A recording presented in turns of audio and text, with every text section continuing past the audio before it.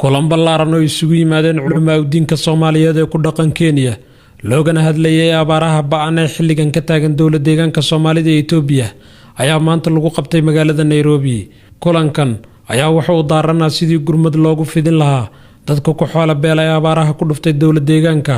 looguna baraarujin lahaa dadka wanaagga ka qayb qaata in xoolahooda ay ku bixiyaan sidii loo badbaadin lahaa dadka dhibaatadu soo gaartay. Sheekh Maxamed Cabdi Umal iyo qaar ka mid ah culimada fadhiga ka soo qayb galay ayaa warbaahinta la hadlay waxayna carabka ku adkeeyeen in waqtigan loo baahan yahay jawaab degdeg ah si loo yareeyo aafada ka dhalan karta abaarta. baaqan waxaan u jeedinaynaa xukuumadaha Soomaaliya ka dhisan iyo kuwa deegaanka ka dhisan iyo mas'uuliyiinta waxaan u jeedinaynaa ganacsatada Soomaaliyeed meel ay joogtaba waxaan u jeedinaynaa qurba joogta iyo dadka dibadaha jira waxaan u jeedinaynaa culimadiinka gaar ahaan iyo dadka waxgaradka ah sidii hadda ka horba howlaha noocan loogu istaagi jiray oo looga wada qayb qaadan jiray tanina kuwii un bay la mid tahay inaynu insha Allah taala iska kaashano oo tacaawunu cala albirri wattaqwa khayrka iyo wanaagga iyo ihsaanka isu kaashada Allah tabaaraka wa taala marka hawshaas gurmadkeeda in runtii meelo badan waa ka bilaabatay Kenya meelo badan bay wax ka socdaan Mareykanka waxba ka socda wali laakiin waxa la tabayaa muxuu ahay Soomaalidii ku nool jamhuuriyadda haday Muqdisho tahay haday tahay Garowe haday Hargeysa tahay haday muxuu ahay Baydhabo iyo Kismaayo iyo Beledweyne iyo deegaamadii loo gurman jiray culimadii joogtay iyo ganacsatadeedii ayaad moodaa runtii waxa weeye inaan wali arinta aan dareenkeeda la qaadin marka waxaan leenahay khayr Allah idin siiyo hal soo gurmado dadka walaalihiina hadda ay musiibadu ku habsatay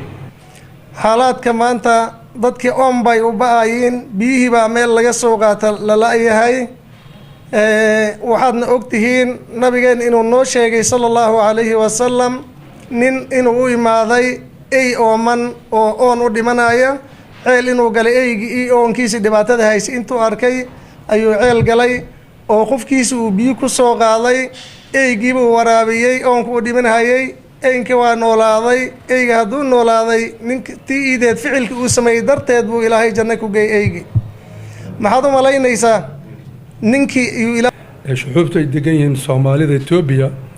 waa laga warhayaa inkastoo abaaruhu ay meel kasta jiraan oo Kenya ka jiraan oo Soomaaliya qayb ka mid ah dhankan geeda ka jiraan kuwaasa ugu daran roob mayna helin kuwan waxay yaray helaan meelaha qaar laakiin xagga ugu daran xoolihii way dhamaadeen dadkiina kuwii tuulooyinka degana kulli way ka soo hayaameen hadda qaxootibay yihiin oo teendhooyin baa loo dhisay